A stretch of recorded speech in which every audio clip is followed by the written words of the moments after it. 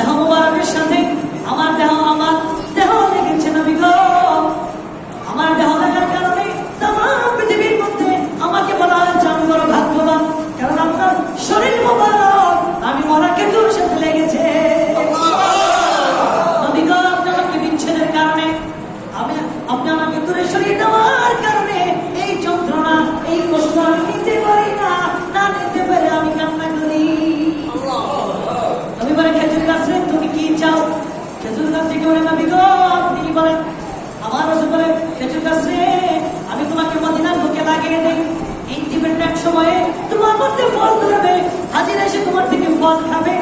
সুবহানাল্লাহ বলে খেজুর গাছ থেকে বলে নবী গো এটা আমি পছন্দ করি না। রাসূল বলে খেজুর গাছ তুমি কি চাও? মরা খেজুর গাছ থেকে বলে নবী গো আপনি বলেন। আমার নবী বলে আরে মরা খেজুর গাছ রে তুমি আমার সাথে জান্নাত, আমি যেই জান্নাতে থাকবো তুমি ওই জান্নাতে আমার সাথে থাকবা।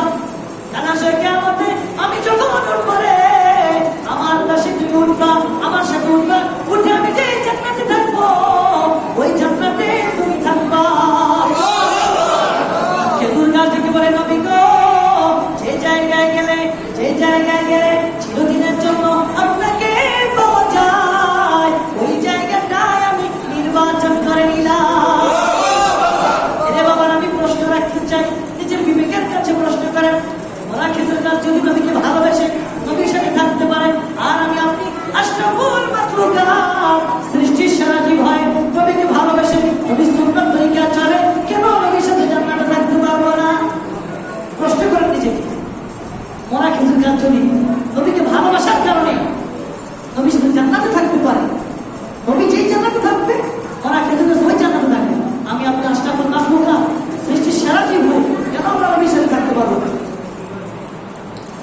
আমার বন্ধুরা আমার নবী কেমন একটু জেনে নেন। আল্লাহ নবী রাহমাতুল আলামিন ইমাম বাসরানি রাহমাতুল্লাহি আলাইহি আল-মাওয়াহিবুল দুনিয়ার মধ্যে প্রথম খণ্ডে দিয়ে এনেছেন وقال شاعر رسول حسن بن ثابت রাসূলুল্লাহ প্রিয় যুদ্ধবীর শায়ের হাসান ইবনে সাবিত বলেন ও আহসান মিন কালাম বরকত আইনি, নবী গো আপনার চেয়ে অধিক সুন্দর আমার চোখ কখনো দেখেনি। ওয়াজমাল মিন কালাম নিসা, আপনার চেয়ে অধিক সুন্দর কোন রমণী কোন নারী কাউকে জন্ম দেয়নি। খলিফা মুবারক মিন কুল্লি আইনি কান্নাকা খলিফা কামা তাশা, নবী গো মনে হয় আপনি যেমন চেয়েছেন তেমনি করেই আপনাকে সৃষ্টি করা হয়েছে। আল্লাহু আকবার। আমার বন্ধুরা আমার এই জন্য এমন নবীর উম্মত হয়েছে আমরা খুশি না বেজার? নবী কেমন নবী?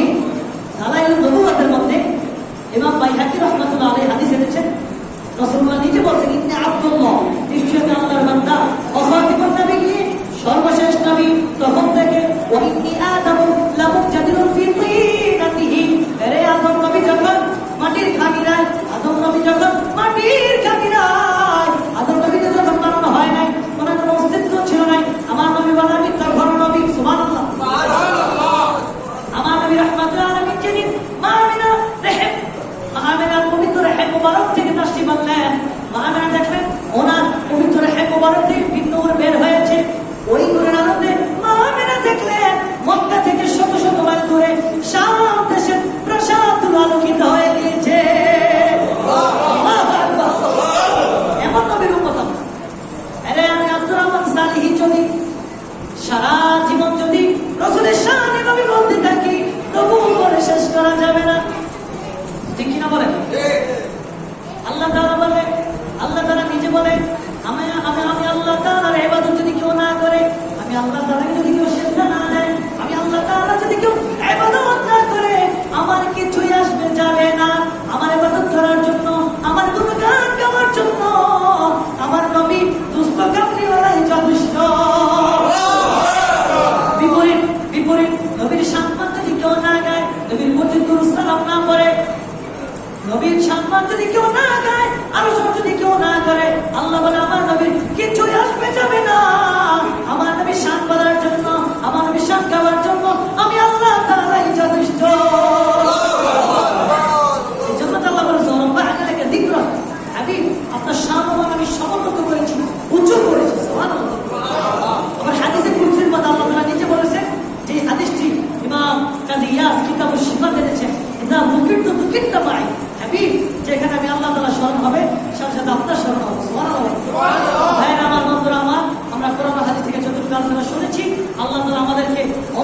রসুল্লাহ প্রেম নিয়ে ভালোবাসা নিয়ে মৃত্যুবরণ করা তৌফিক দান করুন। আমাদের সারাদিন আর বডিটাকে রসুল্লাহ সুন্নাত দিয়ে সাধারণ তৌফিক দান করুন। রসুল্লাহ দাঁড়িয়ে রাখবেন, মেসওয়াক করবেন, মানুষের সাথে ভালো আচরণ করবেন, সদাচরণ করবেন, মানুষকে সম্মান করবেন। রাজি আছেন? রাজি আছেন? ঝগড়া বিবাদ করা যাবে, মারামারি করা যাবে, হানাহানি করা যাবে না। আপনি যারা বড় আছেন তারা ছোটদেরকে স্নেহ করবে। কি করবে? স্নেহ ভালোবাসবে। আর ছোটরা বড়দেরকে কি করবে? সম্মান করবে, শ্রদ্ধা করবে।